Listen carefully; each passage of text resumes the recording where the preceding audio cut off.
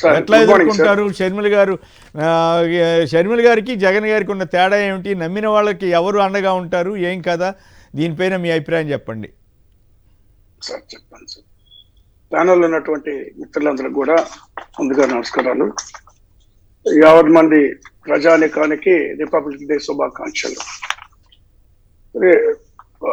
ఈరోజు జరుగుతున్నటువంటి ఈ హైడ్రామా ఆంధ్రప్రదేశ్ లో అది పీక్ స్టేజ్కి వెళ్ళిపోయింది. ఎందుకంటే షర్మిల గారు కాంగ్రెస్ పార్టీ విషకౌగిల్లోకి వెళ్ళి వైఎస్ కుటుంబాన్ని బజారు కీడ్చినటువంటి పరిస్థితులు వైనం మనం గమనిస్తూనే ఉన్నాం ఆంధ్రప్రదేశ్ లో. చివరికి ఎంత దౌర్భాగ్యమైన దయనీయమైనటువంటి పరిస్థితి అంటే రాజకీయ ప్రయోజనాల కొరకు ఆ మహాతల్లి విజయమ్మ గారిని కూడా మరి వాడుకునేటువంటి ప్రయత్నం చేయడం దురదృష్టకరమైన విషయం. ఆ పైన ఉన్నటువంటి రాజశేఖర రెడ్డి గారి ఆత్మ క్షోభిస్తూ ఉంది అనేటువంటిది నా అభిప్రాయం. ఏది ఏమైనా అది సరైన విధానం కాదు. తెలంగాణలో ఒక విధం, లేదా ఆంధ్రప్రదేశ్కి వచ్చిన తర్వాత ఒక్కసారిగా వచ్చి చార్జ్ తీసుకున్న రోజునే ఇచ్చే విమర్శలకి పూనుకోవడం అత్యంత దుర్మార్గమైనటువంటి విషయం. ఏదైనా ఒకవేళ ఇక్కడికి వచ్చి విషయాలు తెలుసుకొని అభివృద్ధి ఎలాగుందో, ఏ కార్యక్రమాలు జరుగుతున్నాయో, రాజశేఖర రెడ్డి గారు ఆశయ సాధన కోసం జగన్మోహన్ రెడ్డి గారు కృషి చేస్తున్నారా లేదా సంక్షేమ కార్యక్రమాలు ఏ విధంగా జరుగుతున్నాయి, రాజశేఖర రెడ్డి గారు గతంలో చేపట్టినటువంటి కార్యక్రమాలు ఏ విధంగా మరి కొనసాగిస్తున్నారు అనేటువంటి దాని మీద స్టడీ చేయకుండా ఒక్కసారిగా కేవలం రాజకీయ ప్రయోజనాల కొరకు తన ఉనికిని కాపాడుకునేందుకు జగన్మోహన్ రెడ్డి గారి పైన మరి ఇలాంటి చౌకబారు విమర్శలు చేయడం అనేటువంటిది సరైనటువంటి పద్ధతి కాదు.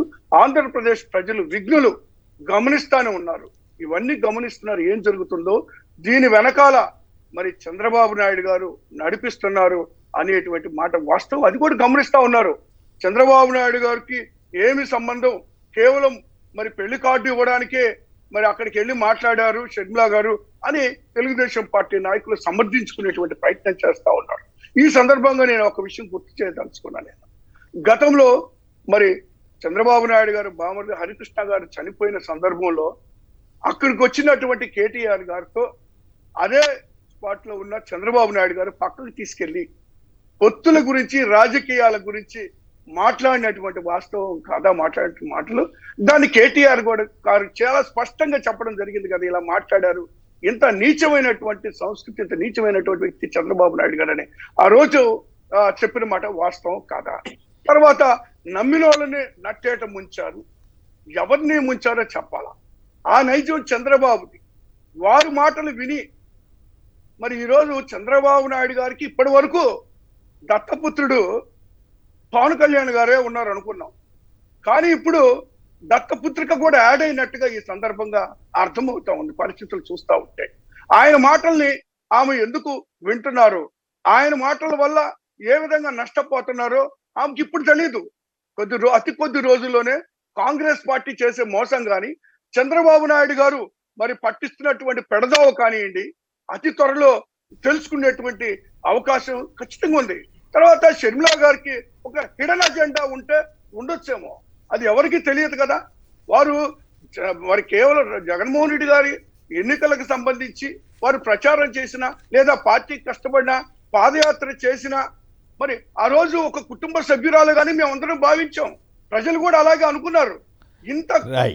ఇంత కుతంత్రాలు లోపల పెట్టుకొని మరి రాజకీయ ప్రయోజనాల కొరకు పాదయాత్ర చేశారని ప్రజలు ఏమాత్రం అనుకున్నటువంటి పరిస్థితి లేదు. ఈ రోజు వాస్తవాలు బయటకు ఒక్క నిమిషం అవకాశం. పాదయాత్ర ఒక్క నిమిషం సార్. వారు ఇంకొక రకంగా చెప్పాలంటే షర్మిల గారు పాదయాత్ర చేసినప్పుడు వైఎస్ఆర్ కాంగ్రెస్ పార్టీ అధికారంలోకి రాలేదే. జగన్మోహన్ రెడ్డి గారు పాదయాత్ర చేసిన తర్వాతే 19 ఎన్నికల్లో వైఎస్ఆర్ కాంగ్రెస్ పార్టీ అధికారంలోకి వచ్చింది. నేను అధికారంలోకి తీసుకొచ్చాను అని మాట్లాడటం ఎంతవరకు సబబు? కాబట్టి ఇలాంటివన్నీ కూడా నేను ఒక్కసారి మరి గమనించుకోవాల్సినటువంటి అవసరత ఉందని చెప్తున్నా. అభివృద్ధి గురించి కూడా మాట్లాడారు. అభివృద్ధి కనబడలేదంటే కాంగ్రెస్ పార్టీ కళ్ళద్దాలు తీస్తే ఆంధ్రప్రదేశ్ లో జరుగుతున్నటువంటి అభివృద్ధి ఏంటో కనపడుతుంది. కాంగ్రెస్ పార్టీ మరి ముసుగులో ఉంటే అభివృద్ధి ఎలా కనపడుతుందండి? ఇప్పుడు నిన్నటి వరకు తెలంగాణలో ఉండి ఒక్కసారిగా ఆంధ్రప్రదేశ్కి వచ్చింది.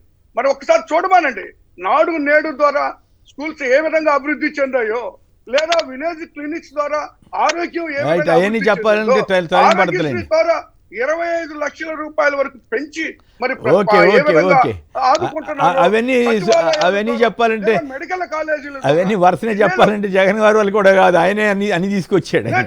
రైట్ అదే సార్ చెప్తున్నాను సార్. రైట్. ఇప్పుడు 30 మళ్ళీ లక్షల మాట్లాడదు మందికి కానీ. ఇళ్ల పట్టాలు ఇచ్చి మరి ఇంత సహాయం చేస్తున్నటువంటి వ్యక్తి అభివృద్ధి జరగలేదు మళ్ళీ అని ఏ విధంగా మాట్లాడదు కానీ. మాట్లాడతారండి?